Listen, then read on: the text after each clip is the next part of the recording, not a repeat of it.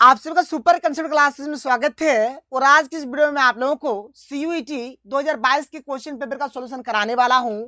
तो आप लोग वीडियो पर बने रहें। और अगर आप लोग सीयूईटी का कंप्लीट तैयारी करना चाहते हैं तो आप लोग फटाफट इस चैनल को सब्सक्राइब कर लीजिए और साथ ही साथ बेल के आइकन को प्रेस कर लीजिए। यहाँ पर मैं आप लोगों को 2022 के हिंदी लैंग्वेज पेपर का सॉल्यूशन कराऊंगा और यहाँ से आप लोगों को एक आइडिया मिल जाएगा कि आप लोगों की एग्जाम में किस प्रकार का क्वेश्चंस पूछा जाएगा। इसलिए सबसे पहले यहाँ पर मैं आप लोगों को प्रीवियस ईयर क्वेश्चंस करा रहा हूँ, जिससे आप लोगों को हर एक चीज समझ में आएगा कि क्या आपको पढ़ना है, क्या आपको नहीं पढ़ना है। आगे आप लोगों को कंप्लीट तैयारी कराया जाएगा, बिल्कुल भी आपको टेंशन नहीं लेना है। और देखिए बहुत ही इंपॉर्टेंट बात जो है आपको ध्यान में रखना है। देखो हमारा जो लैंग्वेज पेपर है ना, चाहे कोई सा भी हमारा लैंग्वेज पेपर हो, कोई सा भी लैंग्वेज पेपर हो, इसमें हमें टोटल 50 क्वेश्चंस दिया जाएगा और 50 में से मात्र हमें 40 क्वेश्चंस का ही आंसर देना है। यानी 10 क्वेश्चंस यहाँ पर हमें डिस्काउंट दिया गया है, छूट दिया गया है। 10 क्वेश्चंस आप लोग छोड़ दीजिए, यानी 50 क्वेश्चन में से हमें यहाँ पर 40 क्वेश्चंस का आंसर देना है। टोटल 50 क्वेश्चंस रहेगा और हमें 40 क्वेश्चंस का आंसर देना है।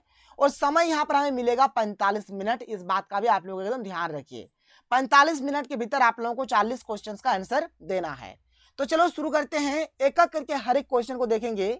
देखिए आप लोगों का ना पैसेज भी पूछा जाता है। आप लोगों का जो लैंग्वेज पेपर होगा इसमें आप लोगों का पैसेज भी पूछा जाएगा। 2 पैसेज पूछा जाएगा, जहां से आप लोगों को 10 क्वेश्चंस दिया जाएगा। तो यहाँ पर मैं आप लोगों को पैसेज अभी नहीं बता रहा हूँ, लेकिन अगर आप लोगों का रिक्वायरमेंट होता है, अगर आप लोगों को लगता है कि नहीं सर आप पैसेज भी पढ़ाइए, तो आप लोग नीचे कमेंट करके बता दीजिएगा, तो मैं आप लोगों को पैसेज भी बता दूंगा। लेकिन पैसेज के अलावा जो जो क्वेश्चन आएगा यहाँ पर मैं आपको एक एक करके समझाने वाला हूँ। A to Z हर एक चीज को हम लोग यहाँ पर देखेंगे। तो चलिए शुरू करते हैं।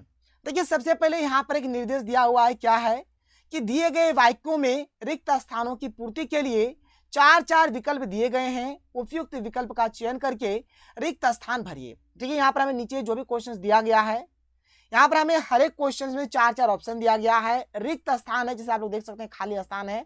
यहाँ पर हमें 4 ऑप्शन में से ही कोई यहाँ पर एक शब्द भरना है। तो चलो भाई यहाँ पर देखते हैं कि हमारा कौन वाला आंसर होगा किसका। एक एक करके हर एक चीज को देखेंगे। सबसे पहले देखिए हमारे पास जो सबसे पहला जो क्वेश्चन है, क्वेश्चन नंबर 1 क्या है कि सांप्रदायिकता राष्ट्रीय एकता के लिए यहाँ पर खाली स्थान है। तो देखो भाई सांप्रदायिकता जो होता है ना, ये राष्ट्रीय एकता के लिए क्या है, तो एक अभिशाप है। तो यहाँ पर एक का सही उत्तर हो जाएगा ऑप्शन नंबर बी हो जाएगा, अभिशाप इसका राइट आंसर हो जाएगा। एक का राइट आंसर यहाँ पर ऑप्शन नंबर बी हो जाएगा, अभिशाप हो जाएगा। आगे बढ़ते हैं, आगे चलिए क्वेश्चन नंबर 2 देख लीजिए। क्वेश्चन नंबर 2 यहाँ पर क्या है, देखिए क्वेश्चन नंबर 2 क्या है, हैजा एक यहाँ पर खाली स्थान है, रोग है। 4 ऑप्शन दिया गया है, इसका सही उत्तर हो जाएगा ऑप्शन नंबर बी, यानी कि हैजा एक संक्रामक रोग है, संक्रामक रोग हो जाएगा। यानी कि 2 का सही उत्तर क्या हो जाएगा, ऑप्शन नंबर बी हो जाएगा। आगे चलिए क्वेश्चन नंबर 3 देख लेते हैं।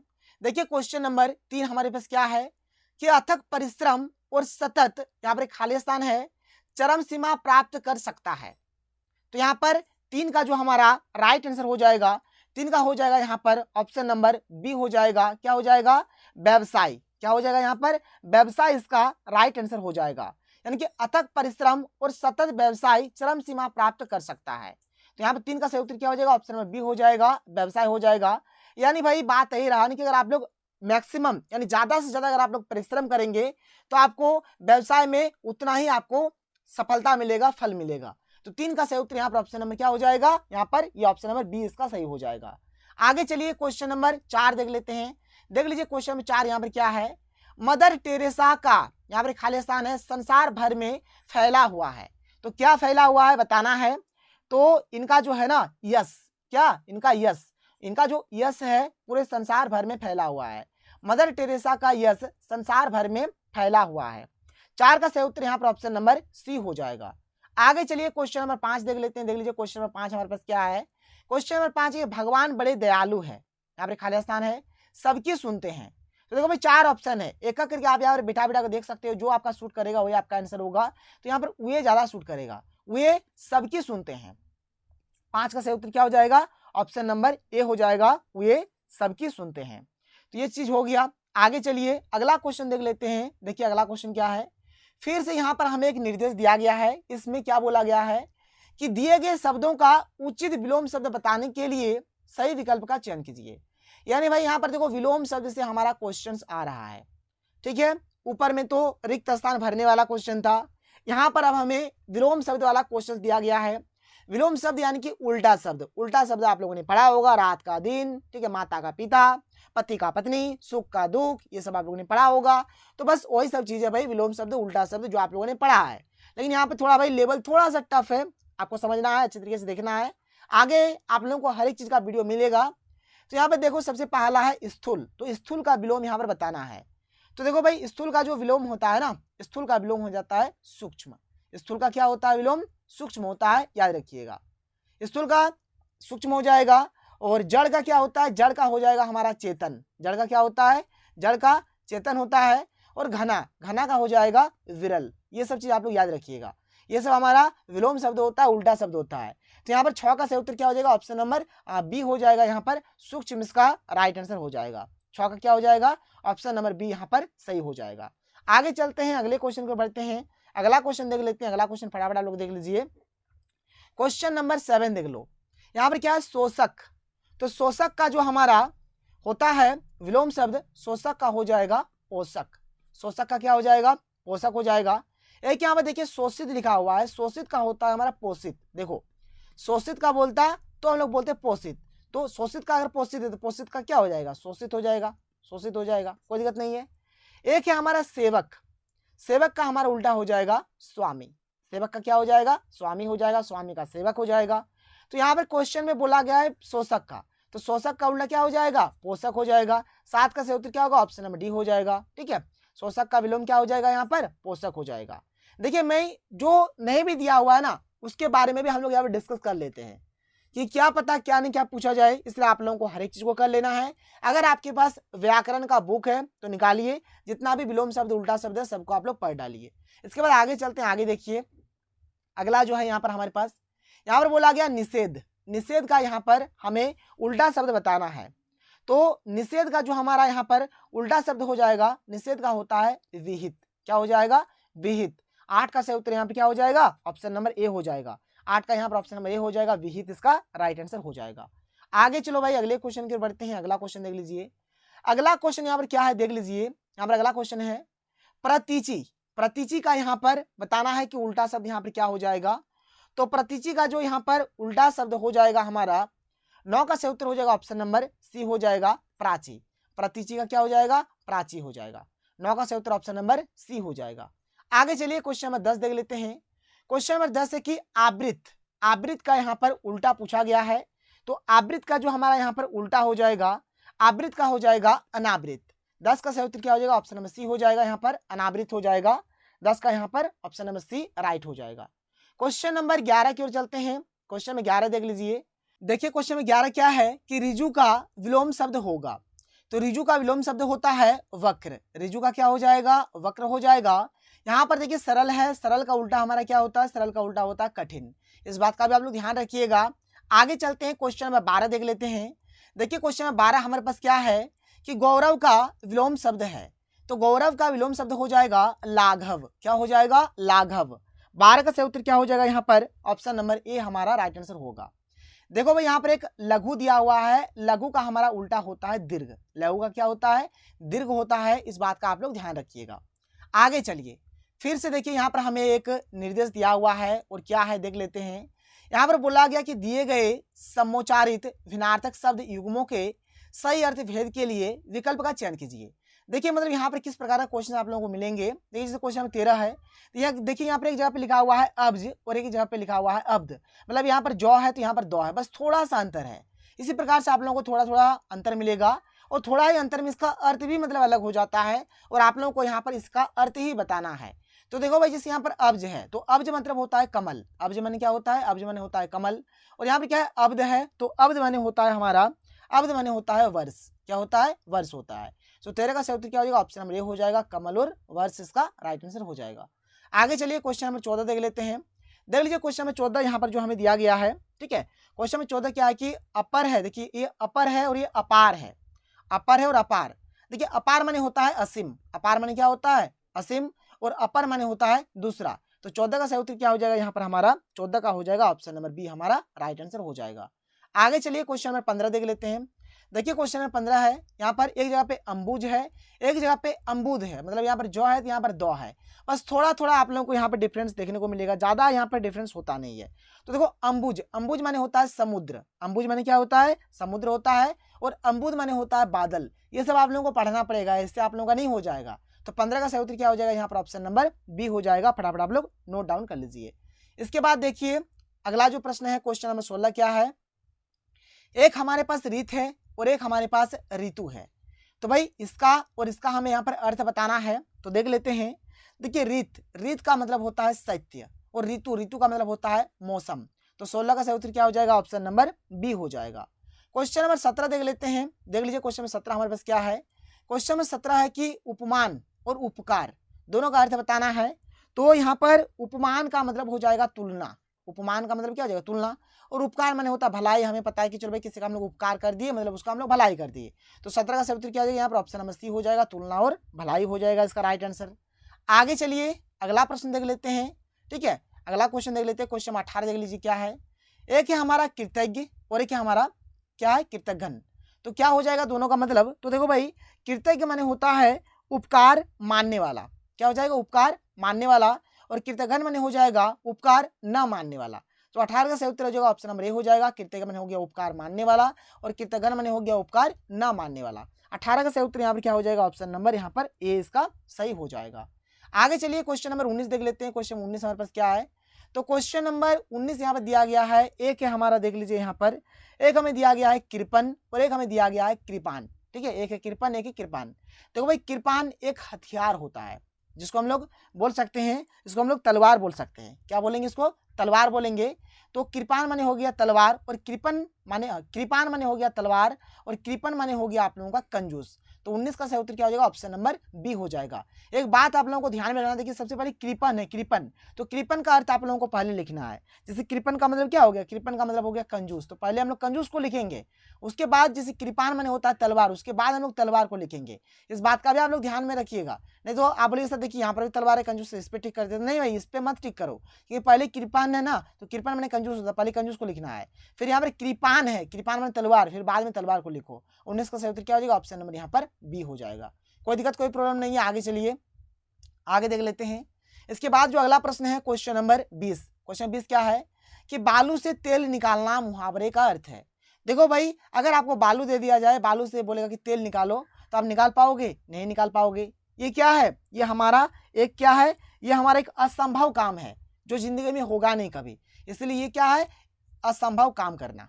बालू से तेल निकालने का अर्थ मतलब क्या हो गया, असंभव काम करना हो जाएगा इसका मतलब। इसका सही उत्तर क्या हो जाएगा यहाँ पर, ऑप्शन नंबर बी हो जाएगा। आगे चलते हैं, अगला प्रश्न देख लेते हैं। क्वेश्चन नंबर 21 देख लेते हैं। देख लो क्वेश्चन नंबर 21 क्या है।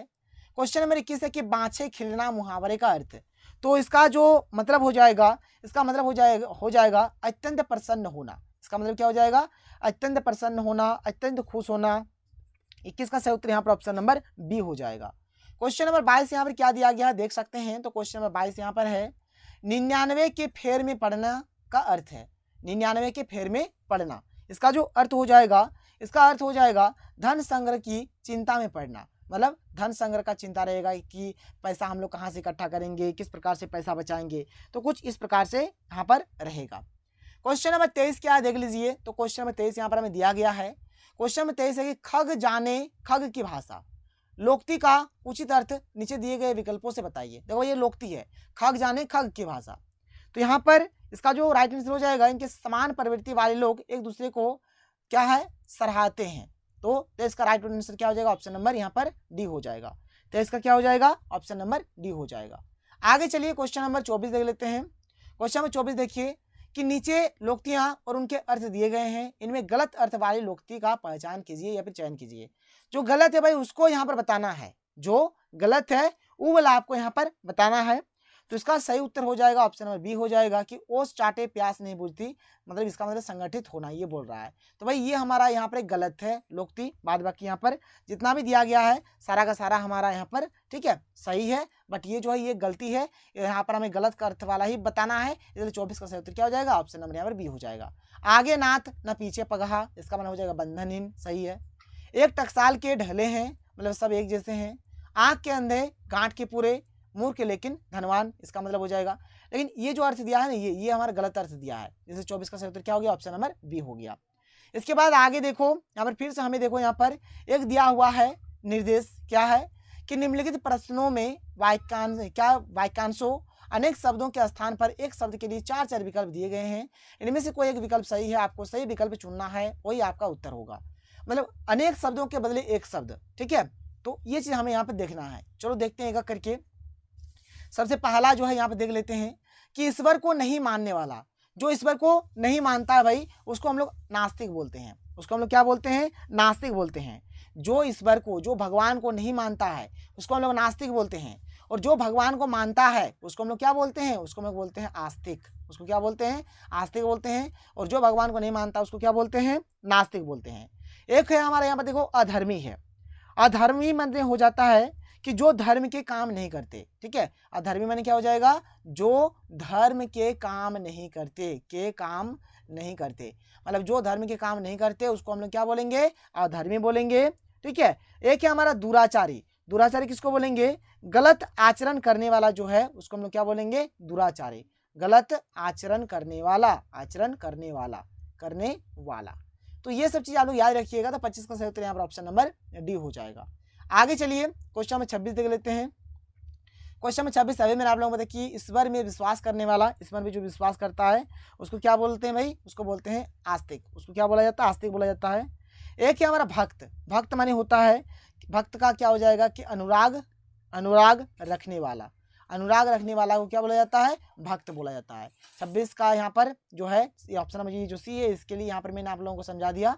देख लो कि अनुराग रखने वाला को क्या बोला जाता है, भक्त बोला जाता है। और 26 का राइट आंसर हो जाएगा ऑप्शन नंबर ए हो जाएगा, आस्तिक इसका सही उत्तर हो जाएगा। ईश्वर में जो विश्वास रखता है उसको आस्तिक बोलते हैं, और ईश्वर में जो विश्वास नहीं रखता है उसको नास्तिक बोलते हैं। इसके बाद जो अगला प्रश्न है क्वेश्चन नंबर 27 क्या है कि पेट की अग्नि, पेट की अग्नि को यहाँ पर क्या बोला जाएगा, तो पेट की अग्नि को बोला जाता है यहाँ पर क्या बोला जाएगा, तो जठराग्नि, ठीक है। 27 का सही उत्तर क्या हो जाएगा, ऑप्शन नंबर सी हो जाएगा। यहाँ पर ऑप्शन नंबर सी हो जाएगा। इसके बाद देखो भाई यहाँ पर जैसे कि यहाँ पर क्या है दावाग्नि, तो दावाग्नि मैंने हो जाएगा जो वन की जो अग्नि है, वन की, जंगल की जो अग्नि है उसको क्या बोलेंगे, दावाग्नि बोलेंगे। एक है हमारे वड़वग्नि, ठीक है। वड़वग्नि किसको बोलेंगे, तो समुद्र में जो आग लगता है, समुद्र में लगी आग, समुद्र में लगी आग, समुद्र में लगी आग को क्या बोला जाएगा, समुद्र में लगी आग को बोला जाएगा वड़वग्नि, ठीक है। एक है हमारा मंद अग्नि, क्या है, मंद अग्नि। मंद अग्नि में होता है कि पाचन शक्ति का कमजोर होना, पाचन शक्ति का कमजोर होना, शक्ति का कमजोर होना, कमजोर होना। तो ये सब चीज आप लोग जान लीजिए, इसको हम क्या बोलेंगे, हम लोग मंद अग्नि बोलेंगे। आगे देखिए अगला जो यहाँ पर है क्वेश्चन 28 क्या है, क्वेश्चन 28 है कि दिशाएं ही जिनके वस्त्र हैं, दिशाएं हैं जिनके वस्त्र है इसको बोला जाता है दिगंबर। क्या बोला जाता है इसको, दिगंबर। 28 का सही उत्तर क्या हो जाएगा, ऑप्शन नंबर डी हो जाएगा, दिगंबर बोला जाएगा।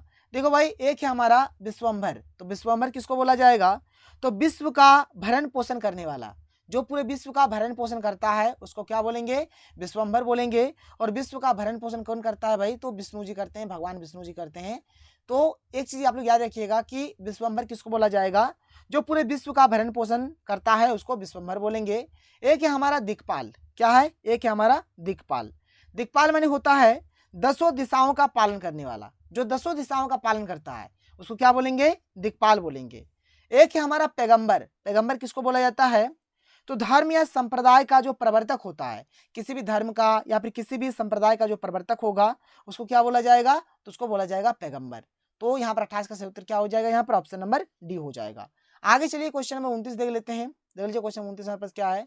क्वेश्चन नंबर 29 दिया गया है कि गुरु के समीप रहकर शिक्षा ग्रहण करने वाला, जो गुरु के समीप रहकर शिक्षा ग्रहण करता है उसको क्या बोला जाता है, तो उसको बोला जाता है भाई यहाँ पर अंतेवासी। क्या बोला जाएगा, अंतेवासी बोला जाएगा। 29 का राइट आंसर क्या हो जाएगा, यहाँ पर ऑप्शन नंबर सी हो जाएगा।